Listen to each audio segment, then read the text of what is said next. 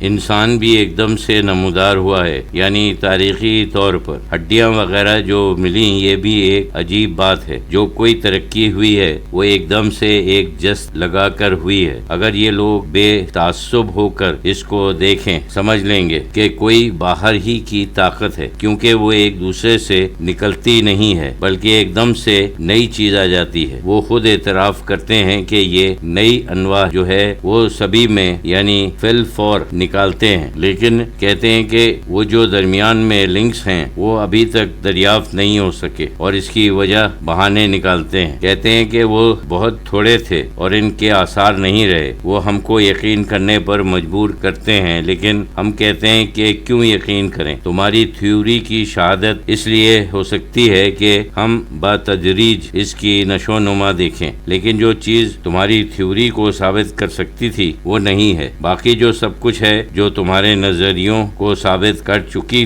تھی، وہ چیز ایک دوسرے کے درمیان جو ان کے نظریے کے مطابق ایک چیز ہے، دوسری چیز نکل رہی ہے، وہ نہیں ہے۔ بس ایک دم سے آ گئے، ایسے کچھ پرندے آ گئے، اور وہ کہاں سے آ گئے؟ بس ہیں ایک دم سے، جیسے ریپٹائل وغیرہ ایک دم سے وجود میں آ گئے۔ پھر ایک زمانے میں اتنے بڑے بڑے جانور ہوتے تھے، ہیوج قسم کے ولف ایک دم سے آ گئے، اور دوسری چیز یہ کہ ایک دم سے غائب بھی ہو گئے۔ جتنی جلدی آئے اتنی جلدی غائب بھی ہو گئے۔ پھر ایک دم سے انسان کے آثار نظر آتے ہیں، اور وہ جو اس سے پہلے جیسے وحشی قسم کے انسان کو بیان کرنے کی کوشش کرتے ہیں، اس کو اگر آپ دیکھیں تو کچھ بھی ثبوت نہیں ہے، خیالی ہے، یہ محض خیالی ہے۔ پہلا آثار یقیناً انسان کے ہیں، ان سے وہ جہاں میں تہذیب یافتہ معلوم ہوتے ہیں۔ ان کی باقاعدہ تصویریں ہیں، بڑی اچھی پینٹنگز ہیں، ان کے ہتھیار ہیں اور دوسری بنائی ہوئی چیزیں ہیں۔ یہ تصور کے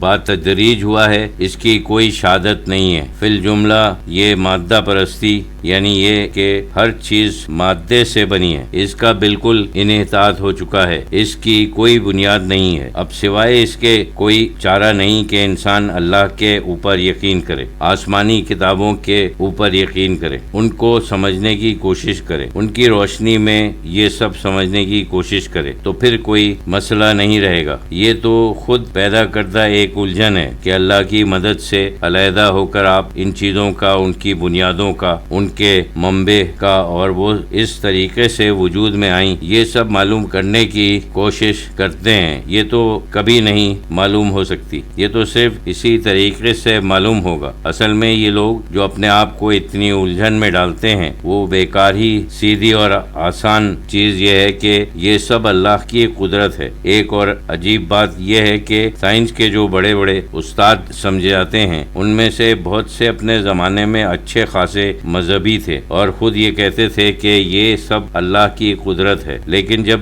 آپ سائنس کی کوئی کتاب پڑھیں گے تو کبھی بھی ان کا اعتراف یا اس طرف کوئی حوالہ نہیں دیں گے۔ یہ تو ایک عجیب بات ہے۔ خاص طور سے انگلینڈ اور امریکہ کے بعض لوگ جو یہاں آتے ہیں، وہ سائنس ایمباسٹزم کے بیسس کے اوپر بیان کرتے ہیں کہ جیسے فوق المادہ یعنی کوئی اور ہستی یا وجود نہیں ہے، اسی طریقے سے بیان کرتے ہیں۔ حالانکہ مثلاً سر آئزن نیوٹن، جنہوں نے لا آف گریوٹی معلوم کیا، بڑے مذہبی آدمی تھے، لیکن یہاں تک کہ ان کے باقاعدہ دلائل موجود ہیں کہ وہ لوگوں کو اللہ کے وجود پر قائل کرتے تھے۔ ایک اور مشہور سائنٹسٹ پیسچر، انہوں نے جراثیم وغیرہ کے بابت معلوم کیا ہے۔ پیسچر ملک اسی کے نام سے منسوب ہے۔ اس نے یہ دریافت کیا کہ جتنی بیماریاں ہوتی ہیں جیسے ٹائیفائیڈ وغیرہ، یہ سب ایسے جراثیم ہیں جو پانی اور کھانے وغیرہ میں ہوتے ہیں۔ جراثیم کی دریافت بڑی حد تک انہی کی مرحوم منت ہے، اور وہ اس سلسلے کے